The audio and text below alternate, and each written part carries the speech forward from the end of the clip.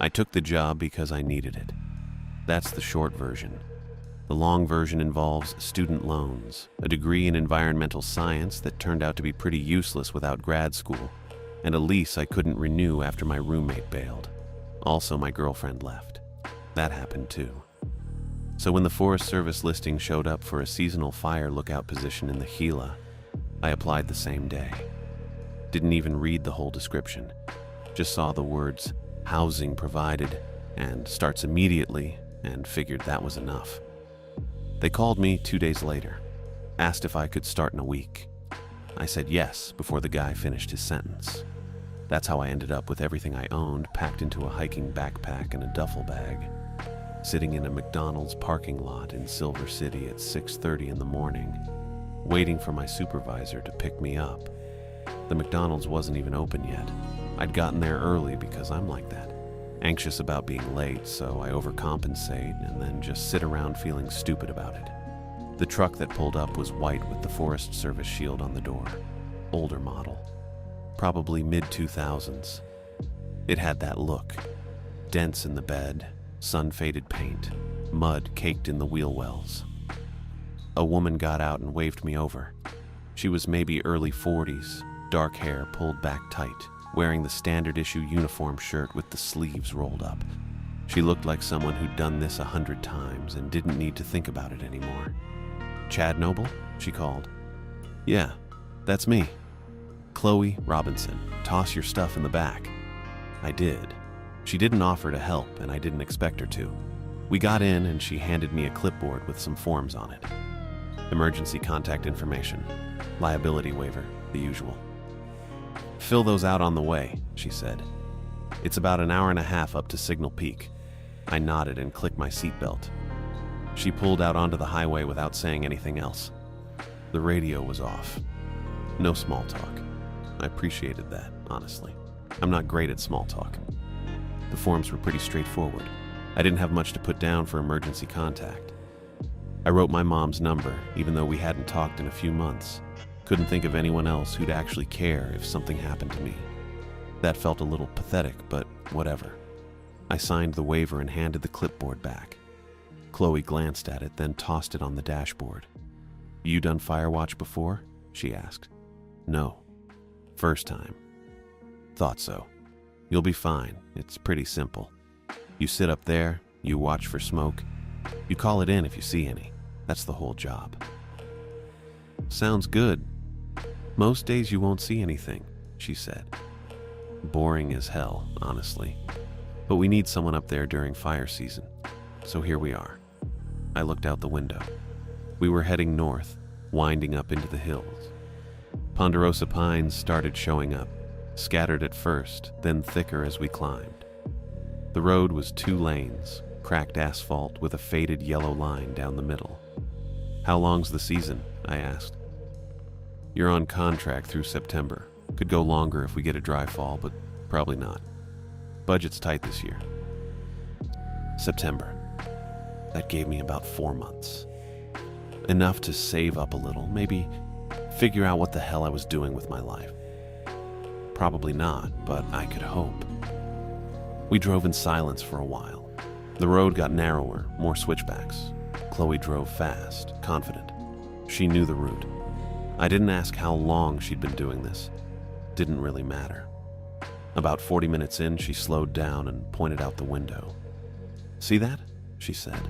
I looked. There was a section of hillside where the trees were gone, just dead trunks sticking up, blackened and skeletal.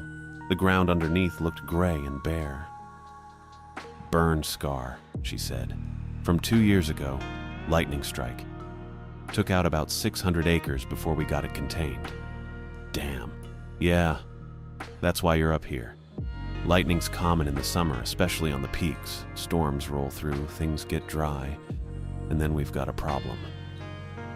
I kept looking at the scar as we passed it. It was bigger than I'd thought at first. The dead trees went on for a while, just empty and quiet. It bugged me a little, made the whole thing feel more real. "We get a lot of strikes up at Signal Peak?"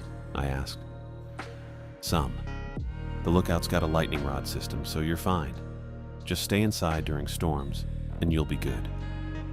She said it casually, but I made a mental note anyway. Stay inside during storms. Got it. We kept climbing. The pines got thicker, taller. The air felt cooler. I rolled my window down a crack and could smell the trees, sharp and clean, kind of sweet. It was nice, actually. Different from the city. Chloe pointed again, this time at a ridge off to the east. That's where the radio repeater is, she said. You'll be using that to call in reports. It's temperamental. Temperamental how? Goes out sometimes, usually during storms, but not always. Could be weather, could be animals messing with the equipment, could be nothing. We don't know. Okay. When it goes out, you log it, she said. Her tone shifted a little, more serious.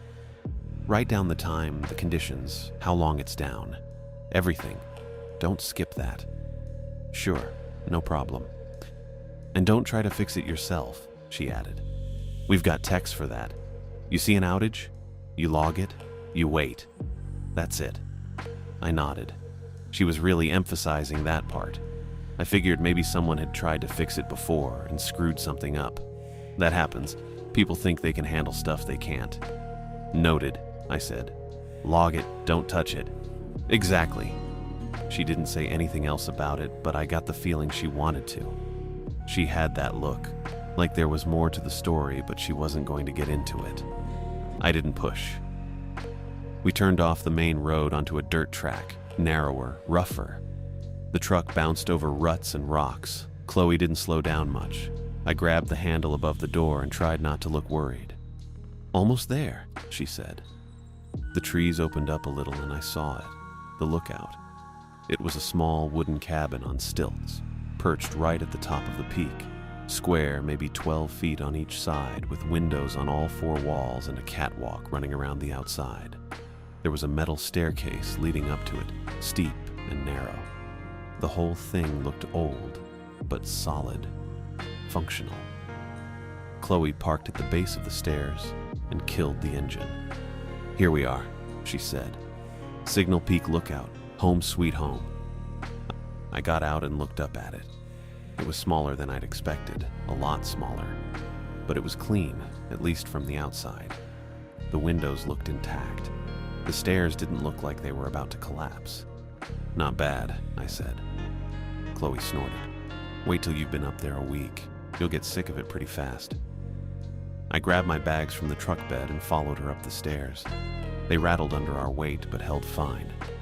At the top, she unlocked the door and pushed it open. Inside was tight but organized. There was a cot against one wall with a thin mattress and a folded blanket. A small desk under the front window with a radio console bolted to it. A propane stove in the corner, 2 burners, a couple of shelves with canned food and supplies. That was it. The whole place smelled like dust and old wood. Bathroom's the outhouse down the hill, Chloe said, pointing vaguely out the window. You've got a rain barrel for water. Boil it before you drink it. Propane should last you a month, maybe more if you're careful. There's a resupply run every 2 weeks. I dropped my bags on the floor and looked around. It was bare, but I didn't mind. I've never needed much. Radio works like this, Chloe said, stepping over to the console. She flipped a switch and static hissed out of the speaker. She adjusted a dial and the static smoothed out a little. Channel 3 is dispatch. You check in every morning at 0800 and every evening at 1800. More often if you spot something. Got it. There's a logbook here, she said, tapping a battered notebook next to the radio. Write down every check-in, every outage, every weather change. Keep it detailed. I nodded. She showed me a few more things. How to light the stove, where the fire finder was, how to use the binoculars mounted by the window. It was all pretty straightforward. I'm decent with that kind of stuff. Practical things. She was wrapping up when we heard footsteps on the stairs, heavy, slow. Chloe glanced at the door. That'll be Andrew, she said. A guy appeared in the doorway a second later. Tall, maybe 6 feet, but thin. Underfed looking. Sandy blonde hair under a frayed ball cap. Pale blue eyes with dark circles underneath. He looked tired, really tired. "Hey," he said. "Andrew, this is Chad," Chloe said. "He's taking over the post." Andrew nodded at me, didn't smile. "Cool." He was carrying a plastic milk crate full of stuff, wires, tools, a couple of small metal boxes. He set it down on the desk next to the radio. "Spare parts," he said, "for the radio, and some other things." "Thanks," I said. He pulled a binder out from under his arm and handed it to me. It was thick, stuffed with page protectors and printed sheets. "Checklists," he said. "Daily stuff, weekly stuff, equipment checks, all that." I took it and flipped through. It was organized, color-coded even. Someone had put a lot of work into it. "This is great," I said. "Thanks." Andrew just shrugged. He looked at Chloe, then back at me. "You need anything else?" Chloe asked him. "No, I'm good." "All right, I'll let you two talk. I've got to head back." She left without much ceremony. Just a quick wave and she was gone, boots clanging down the metal stairs. A minute later, I heard the truck start up and drive off. Andrew stood there, hands in his pockets, looking at the floor. I got the sense he wanted to say something but wasn't sure how to start. "So," I said, "how long were you up here?" 3 months, he said. "Since April." "How was it?" He didn't answer right away. He walked over to the window and looked out at the trees. "Quiet," he said finally. "Mostly quiet." "That's good, I guess." "Yeah." He turned back to me. His face was serious. More serious than the situation seemed to call for. "There's one thing," he said. "Okay. At night, if you hear anything, or if something tries to get you to come outside, don't." I blinked. "What?" "Just stay inside," he said. "No matter what. Until daylight. That's the rule." "Is this a bear thing?" I asked, because I know not to. "It's not a bear thing," he said. He said it flat, no room for argument. "Just stay inside at night, lock the door, don't go out. Don't open the door, don't even look." I stared at him. He wasn't joking. He looked dead serious, scared even. "Okay," I said slowly. "I'll stay inside." "Good." He didn't explain further. Didn't tell me what he meant by, "Something tries to get you to come outside." He just stood there for a second like he was trying to decide if he'd said enough. "That's it," he said finally. "Everything else is in the binder." "All right." He nodded once, then walked to the door. He paused there, hand on the frame. "Good luck," he said. Then he left. I listened to his footsteps going down the stairs, slower than Chloe's had been. A minute later, I heard a car start up. Must have been parked somewhere down the trail and drive off. I stood there in the middle of the lookout, holding the binder, trying to figure out what the hell that had been about. If anything tries to pull someone off the mountain, stay inside until daylight. That's not a normal warning. That's not a watch out for wildlife thing. That's something else. It stuck with me. I didn't know why yet, but it did. I was 3 nights into my first solo stretch when the radio crackled me awake around 1 in the morning. Not the usual static, not weather interference or someone accidentally keying their mic. This was a voice, clear enough that I heard it before I was fully conscious, cutting through whatever dream I'd been having. "Signal peak, this is..." A pause. Hiss. Then, "Requesting visual confirmation on a distress call. We've got an injured hiker approximately 2 miles north of your position. Drainage near the old access road. Can you confirm eyes on a signal flare?" I sat up fast enough that my head spun a little. The lookout was dark except for the faint glow from the radio console. I'd left it on like Chloe told me to, volume low but audible. The voice had that clipped professional cadence I'd heard on the district net during my check-ins. Official, calm, the kind of tone that makes you move before you think about it. I swung my legs off the cot and crossed to the desk in 2 steps, still half asleep but already reaching for the transmit button. training kicked in. Someone needed help. That was the whole point of being up here. My finger was on the button when I stopped. Andrew's voice in my head. If something tries to get you to come outside, don't go out. I stood there in my t-shirt and boxers, one hand on the radio, fully awake now. The thing was, the voice hadn't asked me to come outside. It asked for visual confirmation. Eyes on a flare. That was my job. I could do that from right here. I pressed the button. This is Signal Peak, requesting coordinates for the drainage.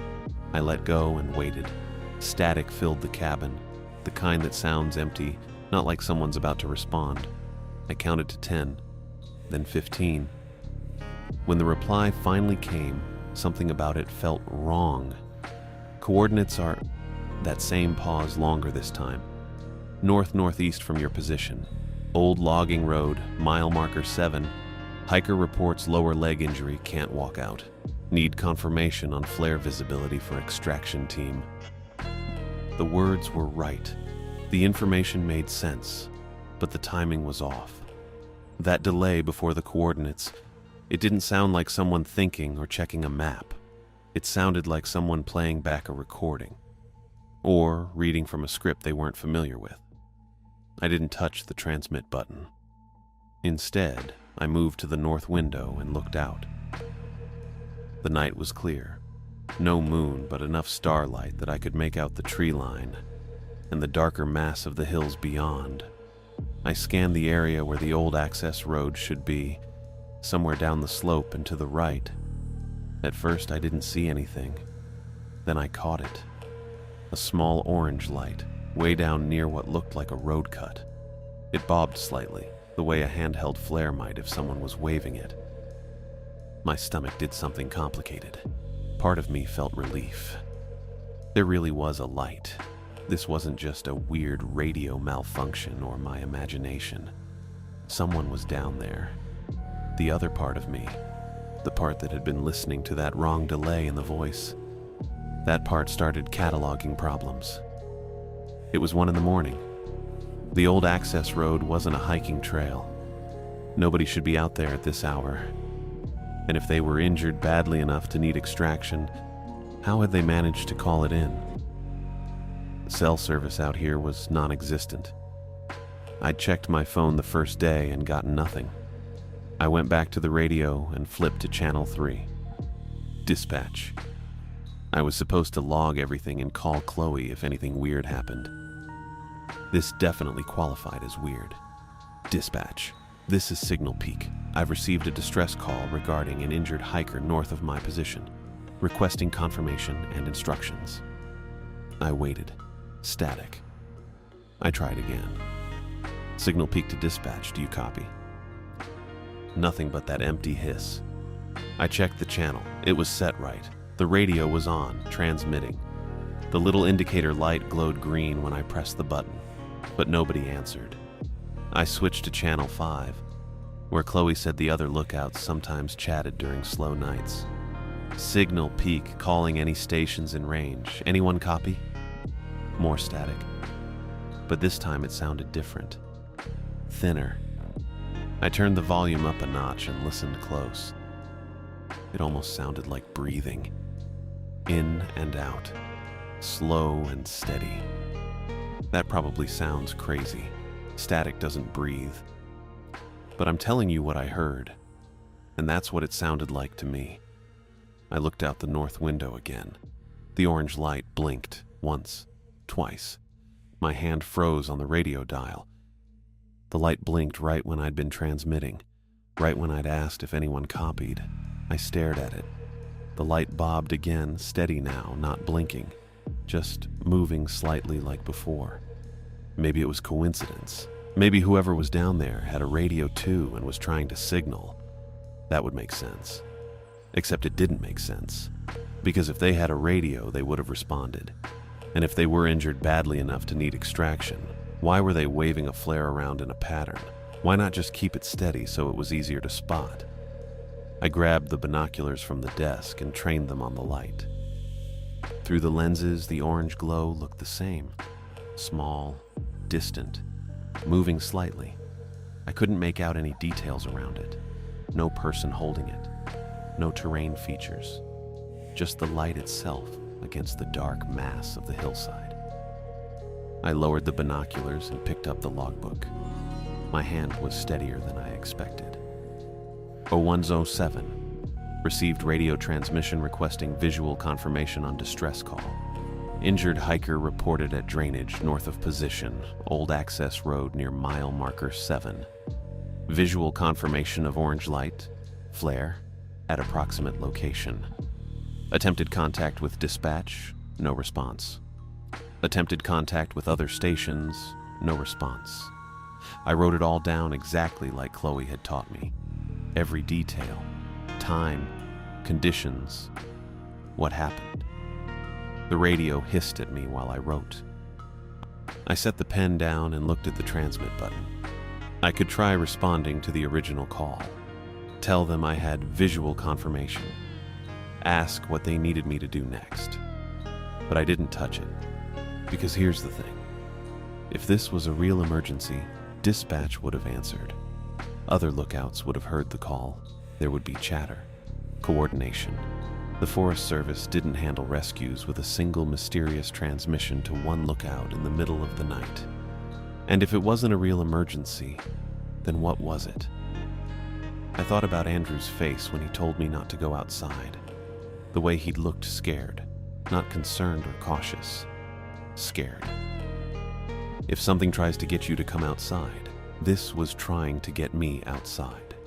Not directly, not by asking me to leave, but by giving me a reason, a good reason, the kind of reason that would make someone ignore a weird warning from a tired-looking guy they just met. Someone's hurt, someone needs help. You can see their light. You have to do something. I stood at the desk with my hands flat on the surface, looking out at that orange light. It pulsed. Not blinking this time, just a slow, rhythmic brightening and dimming. The radio hissed its breathing static.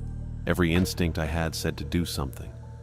Grab my boots, my jacket, my flashlight. Head down there. At minimum, try the radio again. Make contact. I didn't sleep after the radio went quiet. Just sat at the desk with the logbook open, watching the sky turn from black to deep blue to gray. When the sun finally broke over the ridge to the east, I felt something loosen in my chest. Not relief exactly, more like permission to move. I pulled on my boots and jacket and climbed down the stairs. The morning air was cold and sharp, smelling like pine sap and dirt. My truck sat where I'd left it 3 days ago, covered in a thin layer of dust. I unlocked it, tossed my phone on the passenger seat, still no service, not that I expected any, and started the engine. The forest road heading north wasn't much of a road, more like 2 tire ruts with weeds growing between them. I'd driven past the turnoff twice during the supply run with Chloe, but hadn't paid attention to where it went. Now I followed it slowly, windows down, watching for the spot where the old access road should branch off. It took maybe 15 minutes to find. The turnoff was barely visible, just a gap in the trees with a faded wooden post leaning to one side. I turned onto it, and the road got worse. Deeper ruts, rocks jutting up through the dirt, branches scraping the sides of the truck. I kept my speed low and my eyes on the terrain, looking for signs of someone camping. A fire ring, maybe. Trash. Anything that would explain the orange light. The road curved left, then right, then straightened out for maybe 100 yards. And that's where I saw it. A gate. Chain link about 8 feet tall, stretched across the entire width of the road. Locked with a heavy padlock and reinforced with a crossbar. On the gate was a metal sign, white with red letters. It said, "Active mine hazard, no entry. Authorized personnel only." I stopped the truck about 20 feet back and just stared. I hadn't seen this gate before, hadn't even known it was here. Chloe never mentioned it during the drive up, and Andrew's binder didn't say anything about mine hazards in the area. But there it was, solid, real. I got out and walked up to it. The chain link was old but intact, no holes or bent sections. The padlock looked newer, like it had been replaced recently. Beyond the gate, the road continued into the trees, sloping downward. That's when I noticed the tire tracks. They were fresh. Recent enough that the edges hadn't crumbled yet. 2 sets overlapping, heading straight up to the gate and then veering off to the right where the chain link ended and the forest started. Someone had driven around the gate, probably more than once. I stood there for a minute, hands in my jacket pockets, trying to figure out what I was looking at. An active mine hazard sounded serious, the kind of thing you don't ignore, but the tracks suggested people were ignoring it anyway, going around, heading down that road for reasons I couldn't guess. I thought about following the tracks on foot, just a little ways, enough to see what was down there. Then I remembered the orange light, the way it pulsed, the radio voice asking for visual confirmation. I pulled out my phone and took 3 pictures, one of the gate straight on, one of the sign, one of the tire tracks going around the side. The photos looked washed out on the screen, but you could make out the details. I walked back to the truck, got in, and sat there with the engine idling. Probably just a camper's lantern, I told myself. Someone parked past the gate, messing around where they shouldn't be. The radio thing was a prank, or a malfunction, something explainable. I didn't believe it, but I said it anyway. I turned the truck around and drove back to the lookout. That night, the radio stayed quiet. I did my evening check-in at 1800 hours. Dispatch responded normal. I logged it. Ate a can of chili heated on the propane stove. Watched the sun go down. Read a few pages of a paperback someone had left on the shelf. A thriller about a missing hiker that felt a little too on the nose, so I put it back. By 2200 hours, I was in the cot with my eyes closed, not sleeping, but trying to. The cabin creaked in the wind. Something small scratched at the wall outside, probably a mouse or a beetle. Normal sounds. I almost convinced myself nothing would happen. Then, at 23:47, the radio hissed to life. Same voice, same flat tone, but this time it sounded different. Faster, more insistent. Signal Peak Lookout. This is dispatch relay requesting immediate visual confirmation. Distress call remains active. Injured hiker requires extraction. Confirm your position and respond. I sat up, swung my legs off the cot, didn't turn on the light. Repeat. Confirm your position and provide visual update. Hiker is waiting for assistance. You are the closest responder. Acknowledge. I crossed to the desk and stood there, hands braced on the edge. The radio console glowed green. The voice kept going. We have your vehicle on file. White 2004 Ford Ranger. License plate November Tango 7169. Confirmed at Signal Peak Lookout Access Road. You drove north this morning at 0630 hours. You stopped at the gate near mile marker 7. You took photographs at 0652. My stomach dropped. The voice paused. Static filled the gap. Then it continued. You've already made the correct decision. You know where the hiker is located. Proceed past the gate. Follow the road 1.3 miles. Bring a first aid kit and a flashlight. The hiker is waiting. I grabbed the edge of the desk harder. My hands were shaking. You stopped at the gate. You saw the tracks. You know the road is accessible. Proceed now and confirm arrival. This is an active rescue operation. Your assistance is required. The voice stopped. The static smoothed out. Then it started again. Signal Peak Lookout, acknowledge you are the closest responder. The hiker is waiting. Confirm you will proceed. I reached for the logbook with one hand, not letting go of the desk with the other. Flipped it open, found a pen. Wrote the time in shaky handwriting. 23:47. Wrote, same voice, repeated distress call. Described my truck, license plate, drive this morning, stop at gate, photos. Instructed me to go past gate and follow road. My hand was shaking so hard the letters looked crooked. The voice kept going, repeating the same things. My truck, the gate, the photographs. The hiker waiting 1.3 miles down the road. It knew. It had watched me. It knew exactly where I'd gone, and what I'd done, and when. I sat down in the desk chair and kept the pen in my hand and did not touch the transmit button. Did not look out the window. Did not move except to breathe. The voice ran for another 20 minutes. Then it cut off mid-sentence and the static returned to normal. I stayed in the chair until the sky started turning gray. Then I wrote the time again, 05:14. Wrote, transmission ended. I didn't sleep. When the sun was fully up, I heated water on the stove and made instant coffee. Drank it standing by the south window, looking at nothing. My hands had stopped shaking, but my chest still felt tight. I needed to do something normal, something routine. I turned to the milk crate Andrew had left on the floor near the desk, the one with spare parts and tools. I hadn't touched it since he'd set it down. Figured I'd take inventory, write down what was in there, add it to the log, keep things organized. I crouched down and pulled the crate toward me. The lid wasn't on right. It was sitting crooked like someone had opened it and put it back wrong. I lifted the lid off and looked inside. Most of the stuff was still there. Coiled wires, a small toolbox, a few metal junction boxes, but on top of everything, unspooled and tangled, was a thick coil of copper grounding strap. The kind you use to ground electrical equipment.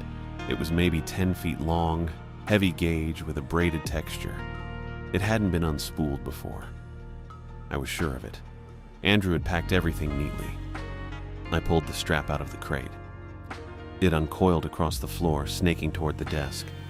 I followed it. The end of the strap stopped at the base of the radio console, right where the grounding line should connect. I crouched down and looked closer. The strap had been cut, neatly, cleanly, like someone had used wire cutters and knew exactly where to make the cut. I sat back on my heels and stared at it. Chloe's voice played in my head. The first day. Don't try to fix anything yourself. Just log it and wait for the tech. At the time, I'd figured it was just policy. Liability stuff. Don't want a seasonal employee screwing up expensive equipment. But now, looking at the cut grounding strap, I understood. It wasn't policy. It was protection. I waited until full daylight to drive down. 8 in the morning, sun already warming the cab, windows down because the air conditioning in the Ranger hadn't worked since I bought it. I'd logged the previous night's radio activity at 0010 hours and written no further contact at the bottom before closing the book. The drive to Glenwood took about 40 minutes. I needed supplies anyway, coffee, propane, batteries for the flashlight. But mostly I wanted to talk to someone at the district office. Ask if they could send a tech to check the repeater. Something was wrong with it. Had to be. Glenwood wasn't much. A highway intersection with a gas station, a small store with a faded Coke sign, and a few scattered houses. The ranger station sat another mile past the store on a side road. I pulled into the store first because I figured I'd get the supplies done, then head to the station after. The parking lot was gravel and mostly empty. One other truck, older than mine, parked near the propane exchange cage. I grabbed my wallet and went inside. The store smelled like old linoleum and air freshener. Aisles were narrow, shelves stocked with the basics: canned goods, bread, motor oil, fishing tackle. A cooler along the back wall hummed loud enough to hear from the entrance. The guy behind the counter looked up when I walked in. Late 50s, maybe. Stocky build, thinning gray hair combed back. He wore a store apron over a plaid shirt.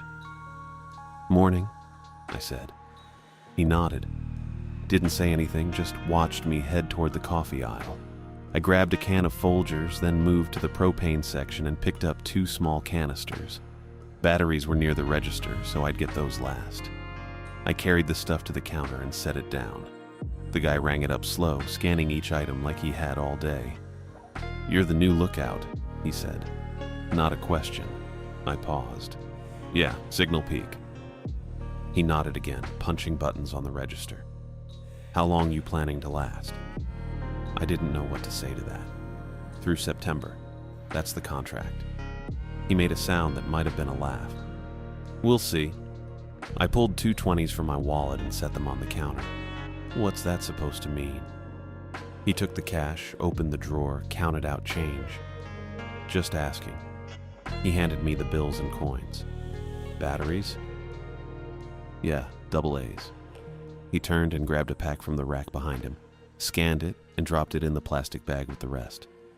$42.50 total. I handed him another 10. He made change again, slower this time, and I got the feeling he wanted to say something else, but wasn't sure if he should. "People don't usually last long up there?" I asked. He shrugged. "Depends on the person." "On what?" "Whether they're smart enough to leave when things get weird." That stopped me. I picked up the bag but didn't move toward the door. "What kind of weird?" He leaned back against the counter, arms folded. "You heard anything strange yet?" I thought about lying. Decided not to. "Yeah." "Then you know." He tilted his head toward the front window. "Flyers are by the door if you're curious." I turned and looked. There was a cork board next to the entrance, half covered with business cards and local ads. Tucked in the corner were a few sheets of paper, faded and curling at the edges. "Missing person flyers." I walked over and looked closer. 3 of them. 2 were hikers. 1 from 6 years ago, 1 from 4. Both had photos, physical descriptions, last known locations. The third was different. It showed a guy in a Forest Service uniform, mid-30s maybe, sandy blonde hair, pale eyes. The text below said his name was Andrew Hudson. Last seen 3 years ago. Contact the Gila National Forest District Office with information. My stomach dropped. Andrew, the guy who'd trained me, who'd handed me the binder and warned me not to go outside at night. I turned back to the clerk. "This guy." I pointed at the flyer. "He's missing."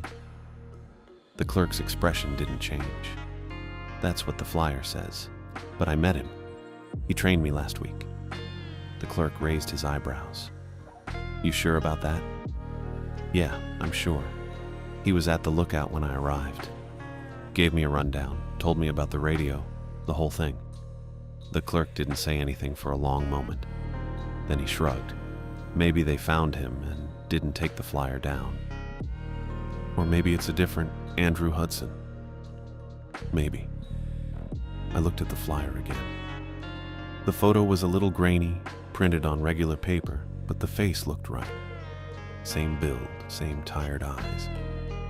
People really vanished? The hikers too? "Yeah." "They find any of them?" "No." I waited for him to say more, but he just stood there with his arms folded. Finally, I asked, "You know what happened to them?" He shook his head. "Nobody does. Search and rescue went out. Found nothing. No tracks, no gear, nothing." "And the Forest Service guy?" "Same deal. Went up to work on a repeater and didn't come back." A repeater. I felt something tighten in my chest. "Which one?" "Don't know. I'm not Forest Service." I pulled out my phone and took a picture of the flyer. The clerk watched, but didn't object. When I lowered the phone, he was still looking at me. "You planning to report this?" I asked. "Report what?" "That some lookout came in and recognized a face on a missing person flyer?" He shrugged. "You can do that if you want. District office is a mile up the road." "I'm heading there next. Good luck." He turned away and started straightening a display of lighters near the register. I stood there another few seconds, then walked out with the bag of supplies. The ranger station was a low tan building with a flat roof and a flagpole out front. 2 trucks were parked in the lot, both white with green Forest Service decals. I pulled in next to the newer one and killed the engine. Inside, the front office was small and smelled like old paperwork and burnt coffee. A woman sat at the desk near the window. Early 40s, dark hair pulled back, Same person who'd driven me up to Signal Peak on my first day. Chloe Robinson. She looked up when I walked in. Chad. Hey. She set down the pen she'd been holding. Everything okay up there? Not really. I stayed near the door. I've been getting weird radio calls, middle of the night. Someone claiming there's an injured hiker, asking me to go out and confirm. Her expression didn't change. When? 2 nights ago, then again last night. You log it? Yeah, both times. She nodded slowly. Did you respond? No. I remembered the training. Didn't go outside, didn't acknowledge the transmission. Good. She picked up the pen again, clicked it twice. I'll check the district log, see if anything came through. I already know it didn't. She looked at me. How do you know that? Because I tried reaching dispatch both nights. No response. And the voice on the radio knew things it shouldn't. Described my truck, my license plate where I'd driven that morning. Chloe's jaw tightened. She set the pen down again, slower this time. You're sure? Yeah. She leaned back in her chair and was quiet for a moment. Then she said, It's not on the log. I can tell you that right now. Then what was it? Stray transmission, maybe. Someone screwing around on the radio. They described my exact truck and plate number. Could have seen it parked at the lookout. Could have been someone hiking through. I didn't believe that, and I could tell she didn't either. There's a locked gate on the old access road north of my position. Sign says, active mine hazard. You know about that? Her face went still. Yeah. You didn't mention it during orientation. Didn't think I needed to. It's off limits. Hasn't been active in decades. The lock looked new. She stood up. You went out there? Just to the gate. Didn't go past it. Don't. Her voice was flat. Don't go near it. Not even in daylight. Why? Because it's a mine hazard. The sign's not decorative. What kind of mine? Old copper operation. Abandoned in the 90s. Shafts aren't stable. She crossed her arms. You stay away from it. That's an order. I wanted to push harder. Ask why the lock was new if the mine had been closed for 30 years. But her expression told me I wasn't going to get anything else. Fine. Can you send a tech to check the repeater? I think something's wrong with it. I'll put in a request. Might take a few days. How long? Depends on their schedule. She sat back down. Anything else? Yeah. One more thing.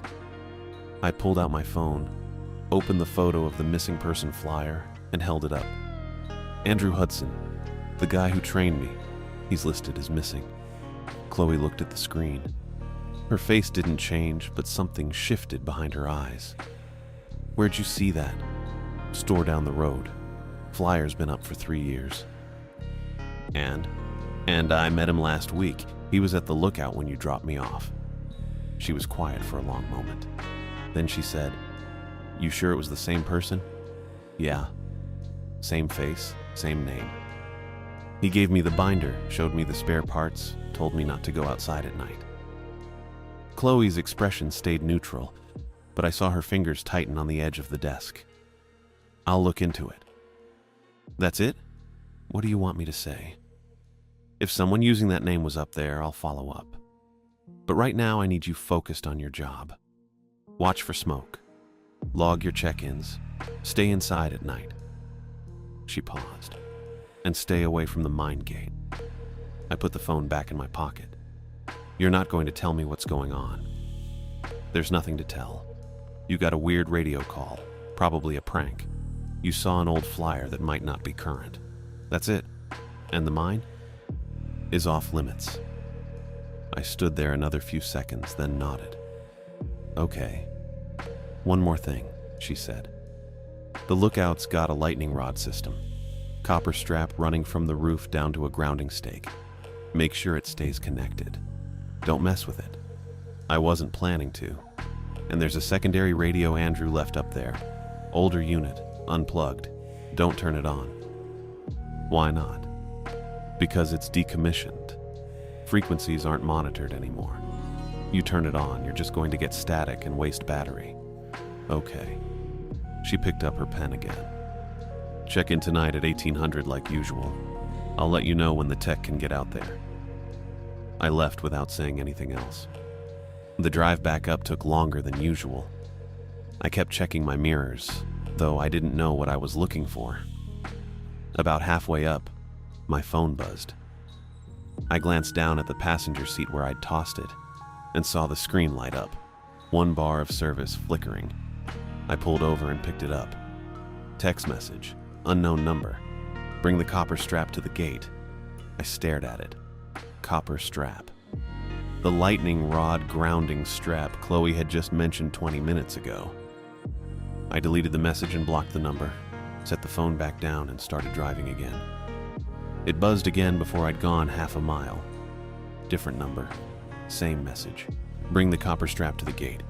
I pulled over again, harder this time, tires skidding on the gravel. I grabbed the phone and stared at the screen. No one had my number except the Forest Service, my mom, and maybe 2 people from college I hadn't talked to in months. I blocked the second number, turned the phone off completely, tossed it back on the seat, and kept driving. When I got back to the lookout, the sun was starting to dip behind the western ridge. I parked the truck, grabbed the supply bag, and climbed the stairs. The door was locked, same as I'd left it. I unlocked it and stepped inside. Everything looked normal at first. Cot against the wall, desk under the window, propane stove in the corner. I set the bag on the desk and turned to close the door. That's when I saw it. The secondary radio sat on the shelf near the propane canisters, right where it had been since I'd arrived. Old unit, boxy and olive green, with a short antenna and a coiled cord. Andrew had mentioned it once, said it was backup but didn't work anymore. The dust cover was off, just sitting next to the radio on the shelf, and the power knob was turned halfway between off and on. I stood there staring at it. I hadn't touched that radio, hadn't even looked at it closely. The dust cover had been on when I'd left that morning. I was sure of it. I crossed to the shelf and crouched down, looking at the knob. It was definitely turned. Not all the way, just halfway, like someone had started to switch it on and stopped. I reached out, then pulled my hand back. Chloe's voice echoed in my head. Don't turn it on. I stood up slowly and looked around the rest of the cabin. Nothing else seemed disturbed. The logbook was where I'd left it. The primary radio was off. The cot was still made. Just the secondary radio. Dust cover removed. Power knob turned halfway. I backed away from the shelf and sat down at the desk, hands flat on the surface, staring at the old green unit across the room. I tried to think of a rational explanation. Maybe the dust cover had fallen off on its own. Maybe I'd bumped the shelf that morning and hadn't noticed. Maybe the knob had always been like that and I just hadn't paid attention. None of that felt right. I pulled the logbook toward me and opened it to a fresh page. Wrote the time, 16:47 hours, and then returned from Glenwood supply run. Secondary radio on shelf had dust cover removed and power knob turned to halfway position. Did not touch unit. Door was locked upon arrival. No other disturbances observed. My handwriting looked steadier than it had the previous 2 nights. I wasn't shaking this time, just cold. I closed the logbook and looked at the radio again. The power knob sat there in its halfway position, waiting. Chloe had said not to turn it on, said the frequencies weren't monitored anymore, just static and wasted battery. I believed the part about it not being monitored. I didn't believe the rest. I stood up and walked to the north window. The sun was lower now, throwing long shadows across the hillside. I could just barely make out the gap in the trees where the access road cut through, the direction of the gate I wasn't supposed to go near. My phone was still off, down in the truck. I didn't turn it back on. I figured I'd start with the simple stuff. Turn everything off. kill the power at the source. I crossed to the desk and flipped the main radio console off first. The static cut immediately, and the green indicator light faded. I unplugged the power cable from the back and let it drop to the floor. That felt good. Practical. Something I could actually control. The old olive green radio sat on the shelf where I'd found it earlier with the dust cover removed and the knob turned halfway. I didn't touch the knob. Chloe told me not to turn it on, and I wasn't about to test that instruction, not after everything else. But I could pull the power. I reached behind it and yanked the cable out of the wall socket. The radio just sat there, dark and silent. I stood in the middle of the cabin for a minute, listening. Wind outside, creaking wood, nothing else. That was it, I thought. Just equipment picking up weird signals or interference or some kind of prank transmission. Turn it off and it stops. Basic troubleshooting. I pulled out a chair and sat at the desk with my hands flat on the surface. My phone was still off, sitting next to the supply bag. The logbook was open to the last entry I'd written about the radio transmission. I didn't write anything new. I just sat there and waited. About an hour passed, maybe a little more. The sun dropped lower, and the light coming through the west windows turned orange, then deep gold. I heated up a can of soup on the propane stove and ate it standing by the counter, watching the shadows get longer outside. That's when I heard the click. It came from the shelf, a small mechanical sound like a switch engaging. I turned and looked at the weather alert receiver. It was a boxy little unit about the size of a paperback sitting on the shelf next to the canned goods. I'd noticed it my first day but never paid much attention. Andrew's binder said it ran on batteries and would auto-activate if the National Weather Service issued alerts for the area, mostly lightning warnings during monsoon season. The receiver's little red light blinked on. Then a voice started coming out of the speaker, except it wasn't a voice. Not really. It sounded like boots on gravel. A slow, rhythmic crunching. Step, step, step, steady and even, like someone walking up a long driveway. The sound looped after about 10 seconds and started again. Step, step, step. I crossed to the shelf and picked up the receiver. It was warm in my hand. The red light kept blinking in time with the crunching sounds. I turned the unit over and found the battery compartment on the back, held shut with a plastic tab. I slid the tab, popped the cover off, and pulled out the 2 AA batteries inside. The crunching stopped. The red light went dark. I set the batteries on the shelf and put the receiver back down, my hands shaking a little. Just interference, I told myself. Some kind of signal bleed or malfunction. Batteries can hold residual charge and trigger weird behavior in old electronics. I'd read about that somewhere. I turned back toward the desk. The crunching sound started again. I froze. It was coming from behind me, but not from the weather receiver. I turned slowly and scanned the shelf.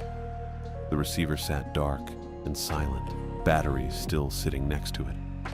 The sound was coming from my phone. My phone was off. I'd turned it off halfway up the access road after getting those texts. I'd watched the screen go black. I picked it up. The screen was still black, no light, no indication of power. But the speaker was active. I could feel the faint vibration in my palm as the crunching sound looped again. Step, step, step. Low and close, like it was inside the room with me. I held the phone away from my body, staring at it. My hands weren't shaking anymore. They'd gone completely still. The sound didn't get quieter when I moved the phone farther away. It stayed at the same volume, the same proximity, like it wasn't actually coming from the phone at all, like it was just using the phone as a place to exist. I thought about smashing it, just throwing it on the floor and stomping it until the speaker shattered. But that felt wrong. That felt like exactly the kind of reaction it wanted. Instead, I walked outside onto the catwalk, climbed down the stairs, crossed to my truck, opened the door, and threw the phone as hard as I could into the trees. I heard it hit branches, maybe 30 feet out, then nothing. I stood by the truck for a minute, breathing hard. The sun was almost gone, maybe 20 minutes of usable daylight left. The crunching sound was gone. I couldn't hear it anymore, but I knew where it was coming from now. Or at least, I thought I did. The gate. The mine gate north of here with the chain and the new padlock and the tire tracks going around the side. That's where all of this was anchored. It had to be. The radio voice kept asking me to go there, to drive past it, to follow the road. The text told me to bring the copper strap to the gate. Everything pointed back to that one location. If I could prove it was just a place, just a gate and a road and some old mining equipment, then maybe the rest of it would stop making sense. Maybe I could break whatever logic was holding all of this together. I went back up to the cabin, grabbed the can of orange spray paint I'd seen on the supply shelf, and checked my watch. 17:30. I had time to drive up there, mark the road, take a few pictures with the camera I'd bought in town last year, and get back before full dark. Practical steps. Observable facts. That's what I needed. I climbed into the truck and started the engine. The access road looked different in late daylight. Softer shadows, more detail. I could see individual rocks in the ruts and the texture of the bark on the trees pressing in from both sides. I drove slowly, windows down, listening for anything that didn't belong. Birds, wind, my tires crunching on gravel. Normal sounds. The gate appeared around the last curve exactly where I remembered it. 8 feet tall, chain link, locked with the heavy padlock. The sign still read, "Active Mine Hazard. No entry. Authorized personnel only," in white letters on red. I stopped the truck about 20 feet back and put it in park. Left the engine running. I grabbed the spray paint can, shook it, and climbed out. My plan was simple. Spray an X on the gate. Maybe write the date. Take a picture. Prove it's just metal and chain. Nothing special, nothing that could reach all the way back to the lookout and turn on radios that weren't plugged in. I walked toward the gate with the spray paint can in my right hand. That's when I saw the copper strap. It was tied around the chain near the padlock, wrapped tight in a loose knot. Maybe 2 feet long, half an inch wide, with frayed edges where it had been cut. The kind of grounding strap Chloe told me about, the one that ran from the lookout roof to the grounding stake. I stopped walking. My chest went tight. Someone had cut the strap off the lookout, brought it here, tied it to the gate. I took another step closer, squinting in the fading light. There was something hanging from the copper strap, a small rectangular object, swaying slightly in the breeze. I moved close enough to see it clearly. It was a Forest Service ID badge. Dirty, sun-bleached, the plastic scratched and warped. The photo showed a man in uniform, sandy blonde hair, pale eyes. The name printed below read Andrew Hudson. The issue date stamped in the corner was April 9th, 2019. 4 years ago. I stood there with the spray paint can hanging loose in my hand, staring at the badge. This wasn't something someone planted recently. The badge was old, genuinely old. The sun damage alone would have taken months, maybe a year. The dirt in the creases looked settled, not fresh. But Andrew Hudson trained me last week. He was alive. He handed me the binder and told me not to go outside at night, and walked down the stairs and drove away. Except the flyer in the store said he'd been missing for 3 years, and Chloe's face went still when I showed her the photo. I backed away from the gate. 1 step, then 2. The truck radio turned on behind me. I spun around. The dashboard was lit up, glowing green and orange. The volume knob was all the way off. I'd made sure of that before leaving the lookout. But the speakers were active. Chloe's voice came through, clear and calm and professional. "Chad, this is Robinson. I need you to cut the chain and drive through. We've got personnel on the other side who need immediate assistance. Bring the bolt cutters from the lookout supply kit and proceed through the gate. Help is waiting just beyond the access point. Do you copy?" My hands went numb.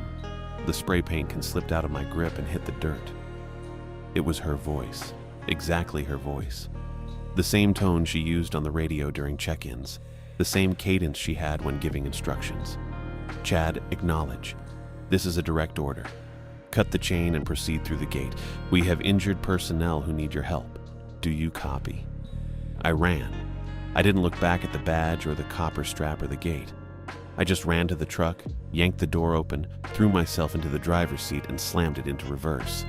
The radio kept transmitting as I backed up. Chad, you're the closest responder. We need you to follow the road 1.3 miles past the gate. Bring the first aid kit and the bolt cutters. Personnel are waiting. This is Robinson. Do you copy? I cranked the wheel, spun the truck around, and hit the gas. The tires spun in the dirt before catching, and then I was moving forward, accelerating hard down the access road. The radio stayed on. Chloe's voice kept repeating the same instructions, calm and steady and wrong. Branches scraped the sides of the truck. I took the first curve too fast and felt the back end slide a little before straightening out. I didn't slow down. Even Chloe's voice could be used against me. That's what I kept thinking as I drove. The one person I'd trusted to know what was happening out here. The one authority figure who seemed competent and honest. And whatever this thing was could just take her voice and use it like a recording.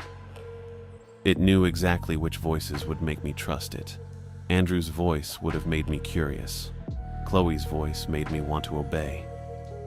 The radio finally cut out when I hit the main forest road. The speakers went dead, and the dashboard lights faded back to normal. I kept driving. Didn't slow down until I could see the lookout tower rising above the trees ahead, the windows catching the last deep red light of sunset. I parked at the base of the stairs, turned off the engine, and sat there gripping the wheel with both hands. My phone was gone. Both radios at the lookout were unplugged. Andrew Hudson's badge was hanging from a copper strap at the mine gate. 4 years old and sun-bleached and real. And something out here knew my name, my truck, my license plate, and exactly what I'd seen this morning. I climbed out of the truck and walked up the stairs to the cabin, my legs shaking hard enough that I had to grip the railing. Inside, everything looked exactly how I'd left it. Cot against the wall, desk under the window, propane stove in the corner. I locked the door behind me and didn't turn on any lights. I made it back to the lookout just before dark and Chloe's truck was already there. White government rig parked at the base of the stairs, engine off. She was standing on the catwalk outside the cabin door with her arms crossed, waiting. I killed the engine and climbed out. My legs still felt shaky from the gate. From the radio in my truck playing Chloe's voice with her exact cadence telling me to cut the chain. She came down the stairs before I made it halfway up. You went back to the gate. Not a question. Yeah. Find anything? I told her about the copper strap, about Andrew Hudson's badge hanging from it. 4 years old, sun-bleached, real wear on it. Her jaw tightened, but she didn't look surprised. Come on, we need to talk inside. We climbed up together. She unlocked the door and I followed her in. The cabin smelled like dust and propane. Same as always, cot against the wall, desk under the window. Everything where I'd left it except both radios were still unplugged and the weather receiver sat open with no batteries. Chloe pulled the desk chair out and sat. I stayed standing by the propane stove. Repeater tech went up this morning, she said. James Thornton. He found burn marks on the transmitter cabinet. Fresh ones. Scorch pattern consistent with another lightning strike, even though we haven't had storms in 2 weeks. I waited. He said it looked like the strike traveled down the grounding line. Same configuration as before. She rubbed her eyes. I told him to log it and leave it alone. Before when? She looked at me for a long moment. Then she reached into the canvas bag at her feet and pulled out a binder. Not the one Andrew gave me. A different one. Thinner. She set it on the desk and flipped it open to a page in a plastic sleeve. Incident report. Typed. Dated July 9th, 1994. The guy who trained you, Chloe said. He wasn't Andrew Hudson. I felt something cold settle in my stomach. He used a fake name, fake badge. We didn't catch it until after you reported seeing the missing person flyer. She tapped the page. The real Andrew Hudson is the Forest Service employee on that flyer. Missing 3 years. Never found. Then who trained me? We don't know. Her voice stayed flat, professional. Whoever he was, he knew enough about the job to pass. Knew the roads, knew the equipment. He had a convincing badge and he showed up when we needed someone to hand off to you. I stared at the report. The header read, Lightning Strike Incident. Repeater Station 7, Fatality Report. Chloe turned the page. 1994. Lightning hit the repeater. Traveled down a grounding line into the old mine shaft where 2 contractors were working. Brody Tran and Donnie Bradley. Both died instantly. The next page had photos, black and white. 2 bodies on the ground in a narrow space with wooden beams overhead, burn marks on their clothes, on the walls. After that, Chloe said, people started reporting voices on the net, supervisors, dispatch, giving orders that didn't match the log, telling people to go to places they shouldn't go. She closed the binder. It escalated for about 6 weeks, then it stopped, or we thought it stopped. I looked at her. You knew. We knew something happened in the 90s. We knew the area had a problem. She met my eyes. The agency's approach has been to log incidents, isolate the area, and discourage curiosity, avoid legal fallout, keep it contained. You sent me up here anyway. You needed the job. We needed coverage. I thought. She stopped. I thought maybe it was dormant, that it wouldn't start again unless someone pushed it. I didn't push anything. I know. The main radio console clicked on. We both turned. The power cable was still unplugged, lying on the floor where I dropped it. Static filled the cabin. Then Chloe's voice came through the speaker. Same tone, same cadence, exactly how she sounded when giving instructions. He hid his truck keys under the front seat, driver's side, wrapped in a red shop rag. I went cold. Chloe stared at the radio, her face drained. The voice continued, calm, professional. He doesn't trust you to let him leave. That's why he hid them. He thinks you'll strand him here. I had hidden my keys there, this morning. Before I walked into the ranger station, I'd done it without thinking, just habit, paranoia. Nobody saw me. Chloe stood slowly. It's listening. The static smoothed out and the voice stopped. I crossed to the radio and checked the power cable.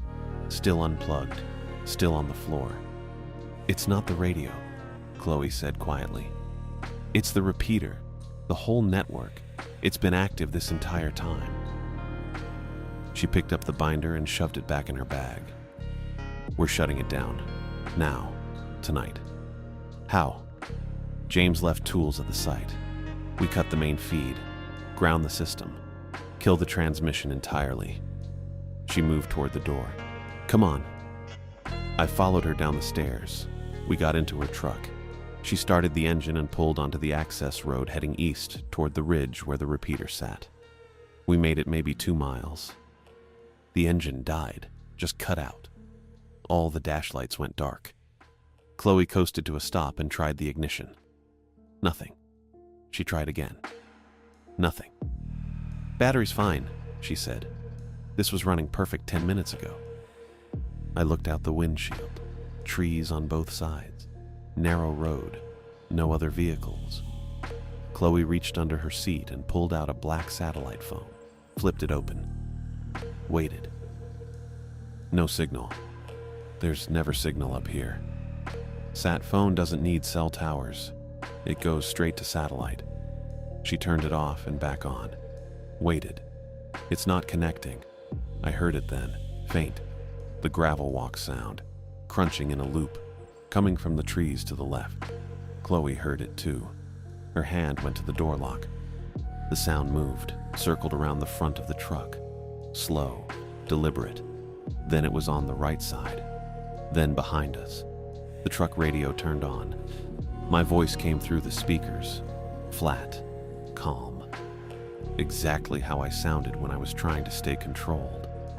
She can't get you out of here. You know that. The truck's dead. The sat phone's dead. She's stuck just like you. Chloe reached for the volume knob and turned it all the way down. The voice kept going, same level. If you go north alone, you can still make it. Leave her here. Take the road to the gate. It's only 3 miles. You've walked farther. I looked at Chloe. We're going back. Yeah. We got out. Left the truck on the road with the doors open and my voice still coming through the speakers. The gravel sound had stopped, but I didn't trust it. We walked fast. Chloe had a flare gun from the door panel. I had nothing. It took 20 minutes to get back to the lookout. My legs burned by the time we hit the stairs. Stay outside, I said. If something happens, fire the flare straight up. I need to see it. What are you doing? Grounding it. For real this time. She didn't argue, just checked the flare gun and stepped back to where she could see the catwalk. I climbed the stairs and went inside, grabbed the spare copper strap from the supply shelf, the heavy one, rolled up and wrapped in plastic. The secondary radio sat on the shelf near the propane canisters, dust cover still off. Power knob still halfway between off and on. I unplugged the main console completely, pulled the cable out of the wall. Then I ran the copper strap from the secondary radio's chassis to the metal frame of the desk. From there, I pulled it to the window, fed it outside, and dropped it to the ground where the original lightning rod stake was driven into the dirt. I climbed down and hammered the strap connection tighter with a rock. Poured half a bottle of water over the stake to boost conductivity. The ground soaked it up fast. Back inside, I stood in front of the secondary radio. Chloe was outside, visible through the window, flare gun ready. I turned the power knob all the way on. The radio lit up, green indicator, static, then voices, layered, overlapping. Chloe's voice, my voice, Andrew's voice. Voices I didn't recognize. All of them talking at once, telling me to go north, to bring the copper strap, to open the gate, to walk 1.3 miles down the access road. I reached for the mic. My hand shook. The voices got louder, closer, like they were in the room. I picked up the mic, keyed it, held the transmit button down. Feedback screamed through the speaker, high-pitched, violent. I forced the copper strap connection tighter with my boot. The feedback climbed. The voices pushed back. My vision blurred at the edges. I couldn't feel my fingers. I dropped, hit the floor, mic still in my hand, transmit button still down. Through the window, I saw the flare, bright white, shooting straight up. The light snapped my focus back. I grabbed the desk leg, pulled myself up, jammed the strap connection under the radio chassis, and crushed it down with both hands. The feedback went past sound. It became pressure, heat. The plastic casing started to stink. The console scorched. The metal frame turned hot under my palms. The lookout lights flickered. Once, twice. Then every radio went dead at once. No static, no hum, nothing. I let go. My hands were red, not burned, just hot. The secondary radio was silent. The main console was silent. The weather receiver didn't click on. I sat on the floor with my back against the desk and waited for my breathing to level out. Chloe came up the stairs a minute later, looked at me, looked at the scorched radio. "It's done," I said. "Yeah." We waited until morning. Didn't sleep, just sat in the cabin with the door locked and no lights on. When the sun came up, we walked down to her truck. It started on the first try. We drove to the district office without turning on the radio. Chloe's sat phone stayed off. My phone was still somewhere in the trees where I'd thrown it. At the office, there were 2 men in suits waiting in the parking lot. Federal. Chloe said she'd filed a sealed report months ago, anticipating escalation. They asked me questions. I answered, gave them my photos. The binder Andrew left, the logbook, the immediate pressure eased after that. Investigation, paperwork, official channels, but the consequences stuck. Ruined equipment. My hearing rang for days. I couldn't handle static anymore. Even regular radio stations made my chest tight. I didn't quit the Forest Service, but I put in for a transfer. Got assigned to a desk job in Albuquerque processing trail permits. I left the Gila before the next lightning season. Someone else could deal with the mine gate. Someone else could contain whatever was down there. I was done.